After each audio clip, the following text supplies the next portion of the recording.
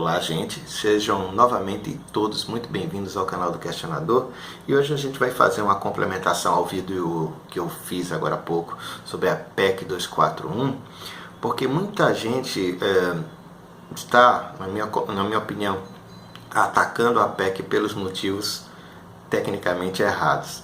Então a gente quer esclarecer alguns pontos para que efetivamente, se você quer atacar a PEC, você saiba o que é que você está atacando, tá? E naquele meu primeiro vídeo eu expliquei duas coisas muito importantes, que esse dinheiro que estaria sendo projetado para ser economizado no futuro, ele tinha o objetivo de favorecer o pagamento de juros e principal de nossa dívida.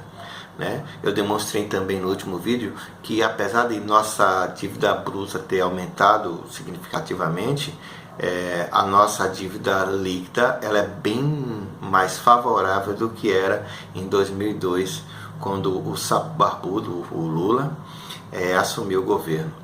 E a gente pode perceber que a situação ela não chega a ser caótica, e que ela vem se acentuando desde 2013. Começou a haver uma redução da diferença entre receitas e despesas até a partir de 2013, 2014 a gente ter déficits crescentes. O principal motivo deles foi especialmente aquela questão das desonerações que foram dadas a diversas empresas, que objetivava reduzir o custo Brasil, mas acabou saindo o tiro pela culatra, não houve aumento de arrecadação, pelo contrário. E uma das coisas que eu também não falei naquele vídeo é que o preço das commodities afetou diversas empresas brasileiras e o valor do nosso produto ficou mais barato lá fora. Se isso foi sabotagem internacional ou não, eu não vou estar discutindo isso, mas é sempre bom levantar esse ponto, tá? O importante é que a Petrobras e outras empresas de petróleo elas estão sentindo aí já uma ligeira recuperação, especialmente com a sinalização de que vai haver uma redução mundial da produção de petróleo e, consequentemente, vai haver menos oferta e a demanda vai fazer com que os preços subam.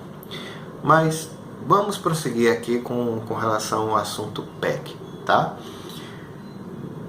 O objetivo fundamental do governo com essa PEC não é, nem nunca foi, atingir saúde e educação, tá? Não é. E, lógico, existe um objetivo de fazer uma economia nos gastos com a Previdência, até mesmo porque as pessoas estão envelhecendo mais no país, estão recebendo mais dinheiros. Então é necessário fazer um trabalho também na parte previdenciária. Mas, por incrível que pareça, e é importante também ressaltar que as populações estão crescendo, então consequentemente não tem como reduzir esses gastos previdenciários, e também o aumento da população vai fazer com que os gastos com educação e saúde, por não terem teto e sim limite mínimo, ou seja, que eles continuem a crescer. Aí, ou seja, então, Sérgio, quer dizer que você não acredita que vai haver uma redução drástica nos gastos com saúde e educação? Não, não vai. O objetivo não é esse. O objetivo da PEC não é esse.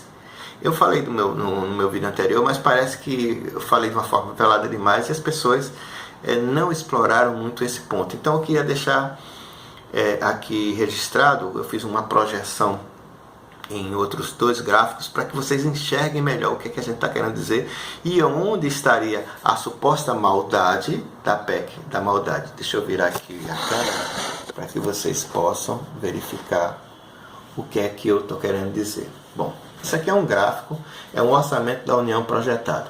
Isso aqui de azul seriam as receitas, as despesas, aqui seriam os gastos com previdência, saúde e educação, e aqui por último ficariam as demais despesas, tá?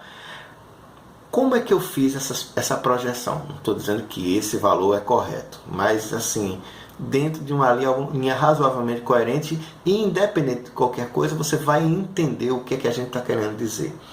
Eu parti basicamente do orçamento que nós dispomos, né? do orçamento, da forma como ele foi, o último orçamento como ele foi disposto. Tá? E aqui eu já faço uma projeção na faixa de 3 trilhões de reais, um pouco a mais, para receitas e despesas, e partindo do pressuposto que em 2017 esses valores devam estar equilibrados. Tá?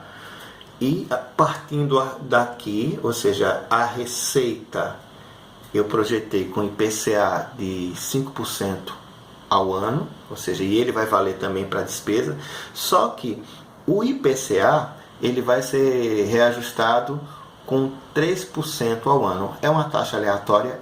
Mas é apenas para que você possa visualizar o que é que vai acontecer. É muito importante que você entenda que o governo acredita que vai haver uma recuperação na arrecadação, porque ele acabou corrigindo diversas despesas pelo IPCA, mas ele acredita que o crescimento vai ser maior e desvinculou essas despesas da receita e sim fixou as mesas pela correção do IPCA. Então, imagina, se a recessão continua, essa receita não sobe dessa maneira, mas as despesas deveriam seguir sendo reajustadas pelo IPCA. Então, poderia ser até mesmo que essa receita ficasse deficitária. Mas o governo tem dados, tem informações de que essa situação não vai ser dessa forma pessimista, ou seja, que o Brasil vai efetivamente conseguir reverter a sua situação.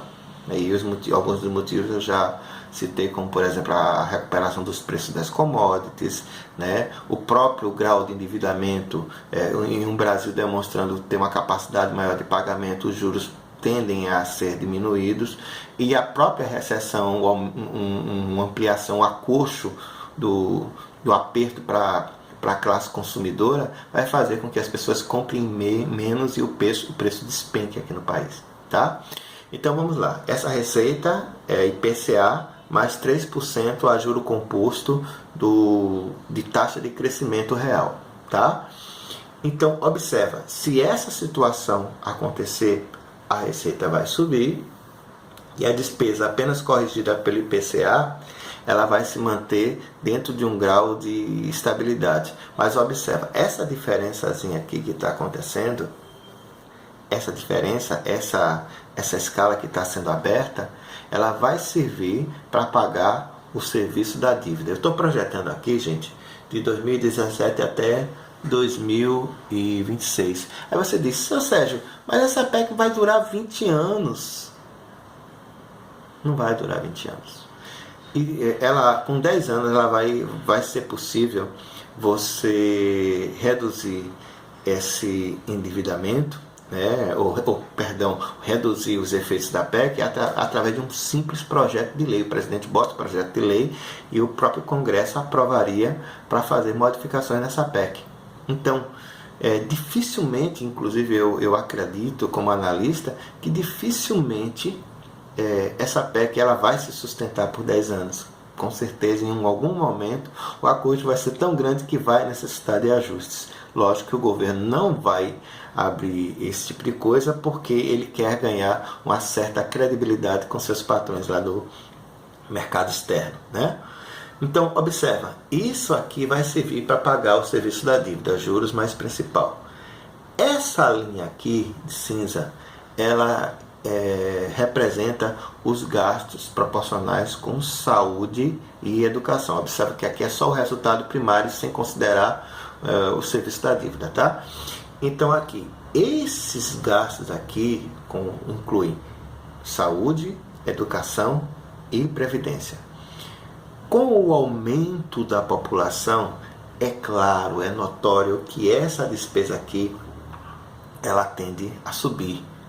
E especialmente porque saúde e educação não tem teto, ou seja, tem limite mínimo, mas vai ser necessário dispor de mais recursos para a saúde e educação, até mesmo por conta do aumento das populações, e esse mesmo raciocínio se aplica à questão da Previdência. Né? Ou seja, vai haver uma reforma da Previdência, mas esses efeitos são de longo prazo. Né? E aqui, por incrível que pareça, 10 anos não pode ser encarado como um prazo tão longo, tá? E aqui é onde está o grande segredo. E aqui é onde está o que o governo realmente se predispõe.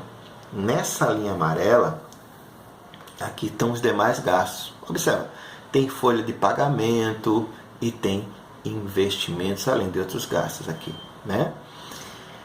Claro, existem algumas exceções que não estão vinculadas a esse tipo de teto, mas a gente considerando basicamente essas despesas, então a gente vai observar que essas despesas, as despesas que sobram, elas vão estar cada vez menores. Observa, todos os outros têm um ascendente e as demais despesas ela tenta se segurar, mas com o passar do tempo ela tende a ser reduzida. Em outras palavras, o que é que vai fazer? O que é que vai acontecer? Vai sobrar menos dinheiro para investir, para investimentos públicos em estradas, em obras públicas, em construções as mais diversas. E isso implicará também em que, uma vez que vai sobrar menos dinheiro para investimento público, vai haver um estrangulamento do investimento público que tradicionalmente tem sustentado muitas economias através dos tempos, né? Ou seja, nós fomos sempre muito mais keynesianos, então vamos ter que nos deparar com uma outra realidade. E é aqui que estaria a suposta maldade, ou seja, liberais ou neoliberais vão estar comemorando. Mas muitas pessoas da linha especialmente keynesiana vai atacar esse tipo de ponto, ou seja, o investimento público para os demais setores vai diminuir, ou seja, o somatório dessas duas aqui daria essa linha laranja. E observa que existe uma descendente. Eu queria mostrar isso aqui de uma maneira mais clara, para que vocês pudessem acompanhar, mostrando um outro gráfico aqui, visualizar, tela cheia, pronto. Observa, se essa mesma despesa ela fosse corrigida também pelo IPCA, ela subiria dessa forma aqui, nessa linha pontilhada. Mas o que é que vai ser a efetividade? Esses gastos aqui, vai faltar dinheiro para investimento. Então, sim, alguns programas sociais, eles podem estar aqui comprometidos. E isso precisa ficar bem registrado. Então, por esse tipo de raciocínio, vocês começam a entender que o objetivo fundamental da PEC não é necessariamente atacar a saúde e a educação. O objetivo é privatização. Entendeu? Ficou claro agora? O objetivo é dar diversos setores de investimentos de mão beijada para a iniciativa privada, até mesmo a própria Petrobras, né? Se não houver interesse do governo de investir nela, ou fornecer linhas de financiamento, o que é que vai acontecer? Vai faltar recursos, porque o grande problema da Petrobras não foi necessariamente essa questão dos desvios que aconteceram, mas sim, boa parte dos problemas tem a ver exatamente com o investimento maciço no pré-sal, né? E que a gente vai estar entregando agora de mão beijada para a iniciativa privada. E claro, comemorem, senhores liberais, e fiquem indignados, senhores keynesianos. No mais, valeu!